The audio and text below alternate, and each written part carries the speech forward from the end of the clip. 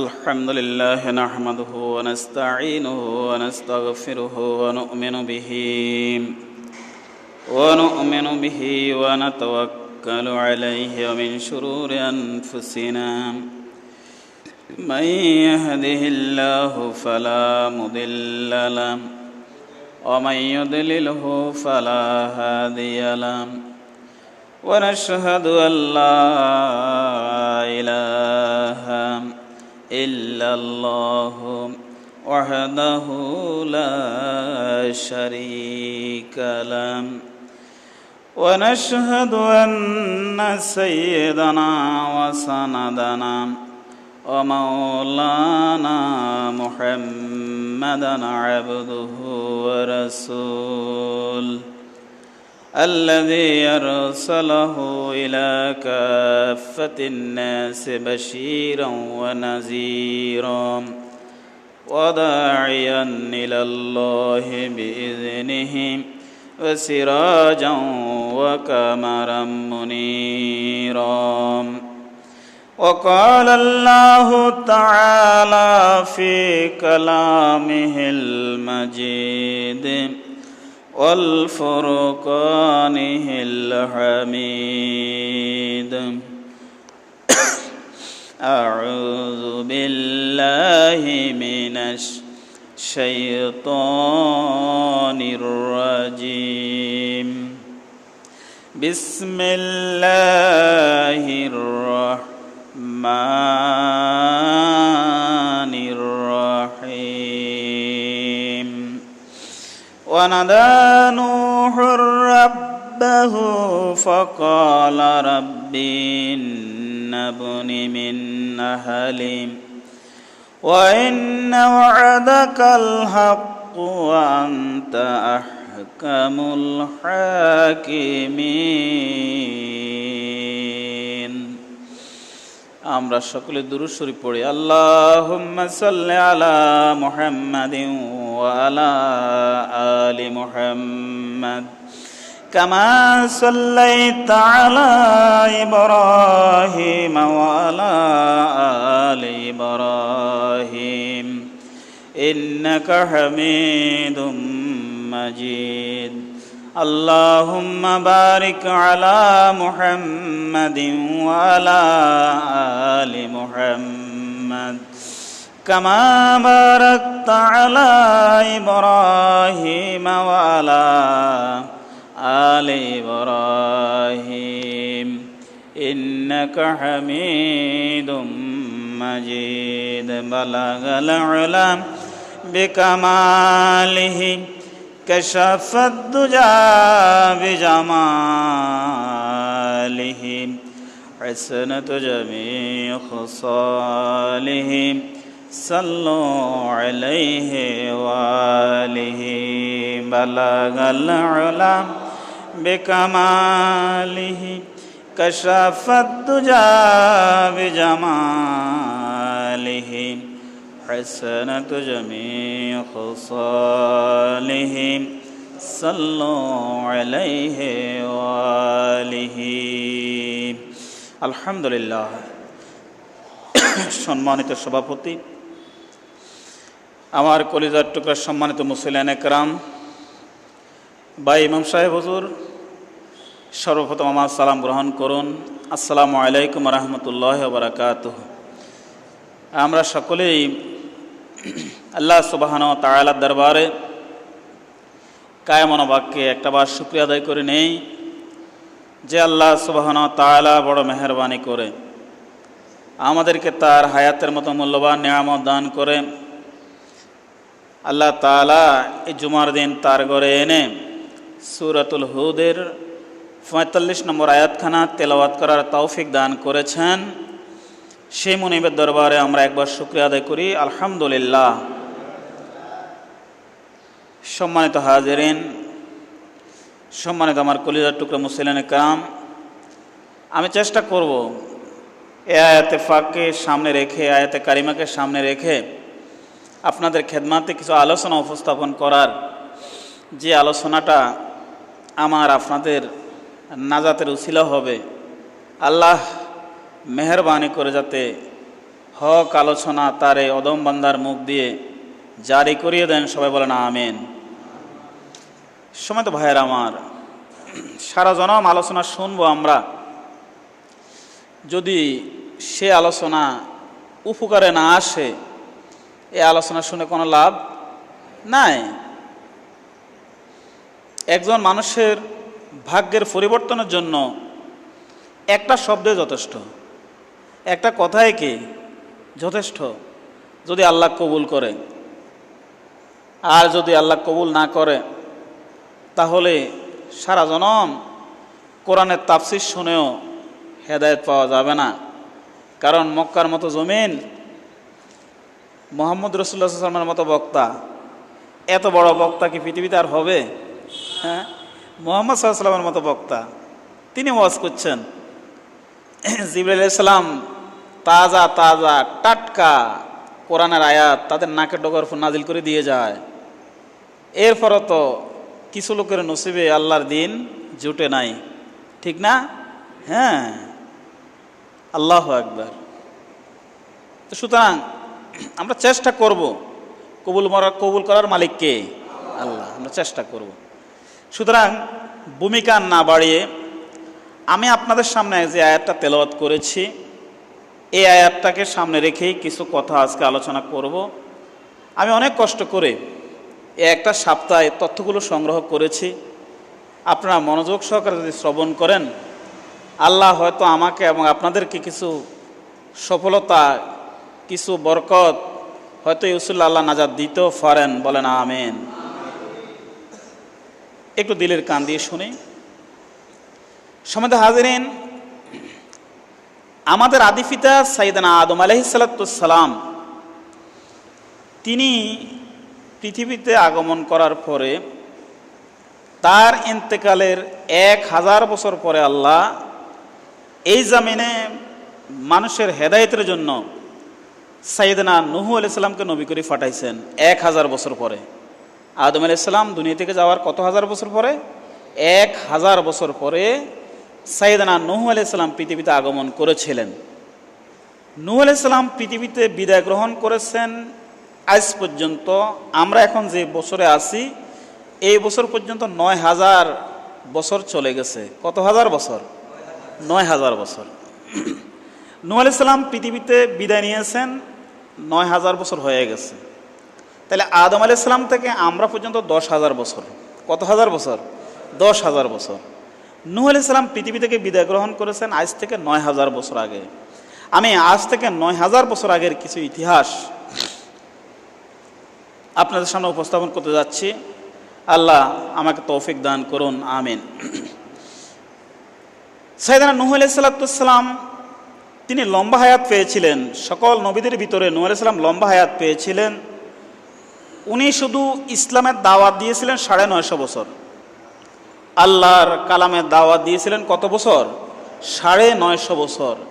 তিনি হায়াত পেয়েছিলেন 1300 বছর। হায়াত পেয়েছিলেন কত বছর? 1300 বছর।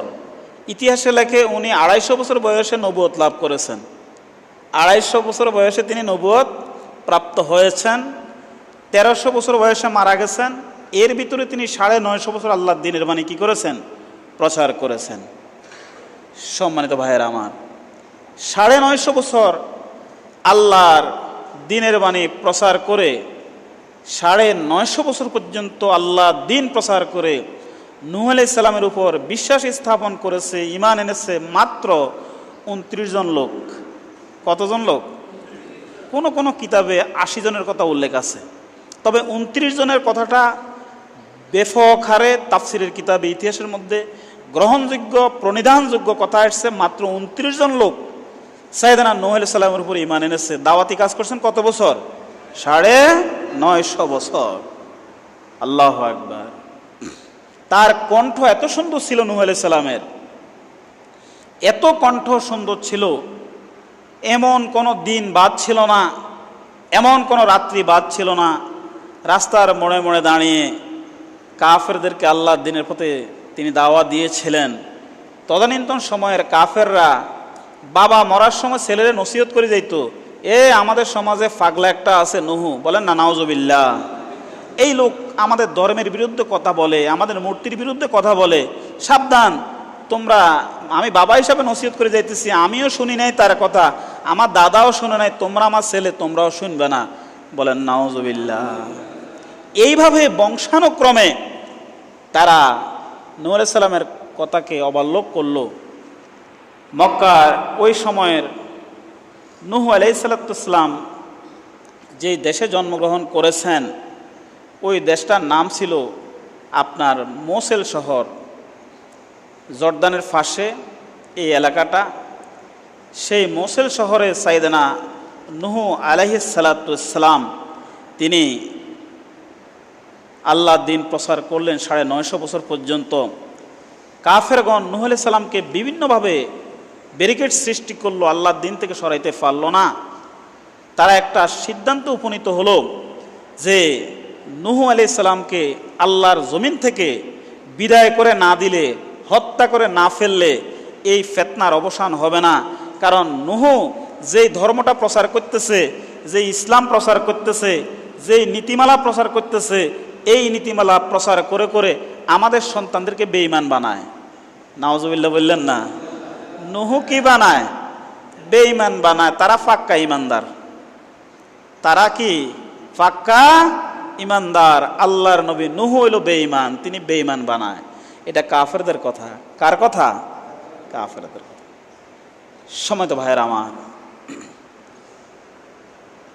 এই কথা বলে ওই সময়ের কাফেররা চুপ রইল না, চূড়ান্ত একটা সিদ্ধান্ত নিল যে আমরা নূহকে হত্যা করব। আল্লাহর নবী নূহকে কি করবে? কি করবে? হত্যা করবে।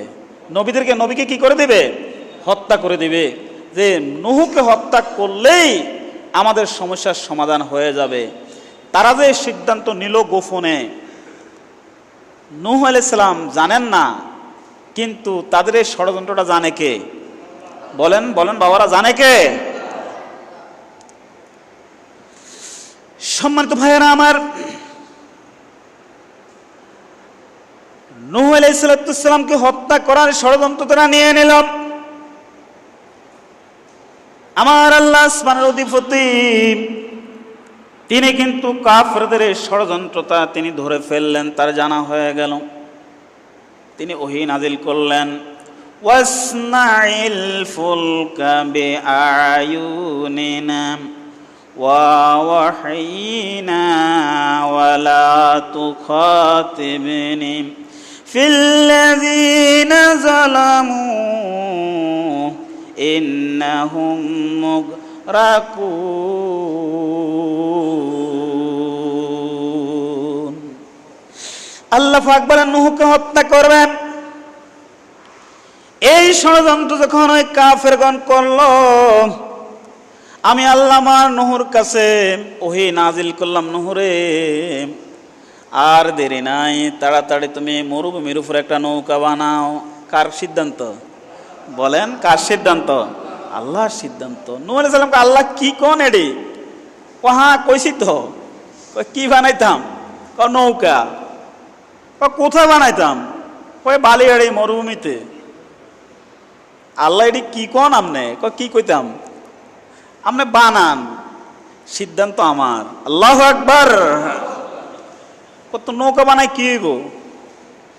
নৌকা বানানোর পরে আমি আল্লাহ সিদ্ধান্ত নিয়েছি, আপনার উপর যারা ঈমান এনেছে, আপনার উপর যারা বিশ্বাস করেছে, শুধু তাদেরকে আমি এই নৌকায় বাঁচাইয়া দেব।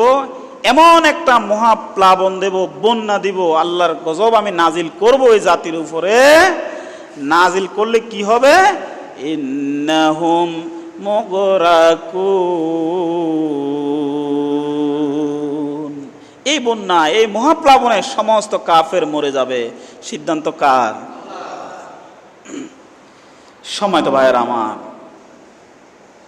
আল্লাহ পাক এমন একটা জায়গার মধ্যে ওই মৌসুলের বালিয়াড়ি মরুভূমির উপরে নৌকা বানানোর জন্য আল্লাহ সিদ্ধান্ত দিলেন, যে শহরে শত শত বছর বৃষ্টি হয় না, যে শহরে শত শত বছর বৃষ্টি হয় না।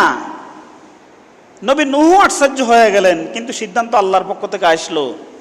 এই নৌকার ডিজাইনটা কি হবে, ডিজাইন মিস্ত্রি, ডিজাইন ইঞ্জিনিয়ার স্বয়ং আল্লাহ। এই নৌকার ডিজাইন ইঞ্জিনিয়ার কে? আল্লাহ। সাব কন্ট্রাক্টর যিনি ফাইলেন তিনি হলেন জিবরাইল আলাইহিস সালাতু সালাম। এই নৌকা তৈরিতে যিনি তদারকি করবেন তিনি আল্লাহর নবী হযরত নূহ আলাইহিস সালাতু সালাম। মিস্ত্রি ছিল 29 জন। নৌকা বানাইতে মিস্ত্রি কতজন লাগলো? 29 জন মিস্ত্রি। ডিজাইনার আল্লাহ, সাব কন্ট্রাক্ট হযরত জিবরাইল আলাইহিস সালাতু সালাম, আর দেখাশোনার দায়ভার নূহ আলাইহিস সালামের উপরে। বানাইছে কি দিয়ে? ওই মৌসল পাহাড়ের যেই বড় বড় গাছ ছিল ওই গাছের তক্তা, আর ওই জংলার ভিতরে একটা লতা জাতীয় গাছ হয়, ওই লতা 2 তক্তার মাঝখানে, এখন না আপনার নৌকা 2 তক্তার মাঝখানে ফাটের রশি বানায়, রশি ঢুকাই দেয়। ওই সময় রশি কোথায় পাবে? ওই পাহাড়ের জঙ্গলি লতারে 2 তক্তার মধ্যখানে দিয়ে রিফিট বানায় নৌকা বানাইছে হযরত নূহ আলাইহিস সালাতু সালাম। নৌকাটা তো নূহ আলাইহিস সালাম বানাইলেন, ওনার ইচ্ছা মতো না, আল্লাহর সিদ্ধান্ত। সম্মানিত ভাইয়েরা আমার, এবার কাফিরগণ দ্বিতীয় মিটিং ডাক দিল। সমস্ত কাফিরগণ মিটিংয়ে বসলো। বড় বড় নেতা যারা, কাফের লিডার যারা, তারা মুস্কি মুস্কি হাসে, জনগণকে বুঝায়, ও আমাদের দেশের জনগণ, আমরা যে নূহকে হত্যা করতে বলেছি তার দলিল মিলে গেছে। এতদিন পর্যন্ত আমরা বলেছিলাম নূহ একটা পাগল, আজকে যে সে পাগল তার বাস্তব একটা আমাদের কাছে নথি আছে, বাস্তব একটা প্রমাণ আছে, দলিল আছে। সেই দলিল হলো হাজার হাজার বছর, শত শত বছর যে মৌসুলের মরুভূমিতে বৃষ্টি হয় না, এই মরুভূমির মধ্যে সে নৌকা বানায়, মরুভূমির মধ্যে নৌকা বানায় নূহ, যেখানে বৃষ্টি নাই, পানি ছাড়া নৌকা চলবে কি দিয়া? এটা কোনো বুদ্ধিমান বিবেকবান লোকের কাজ হতে পারে না, এটা পাগলের কাজ। বলেন নাউজুবিল্লাহ।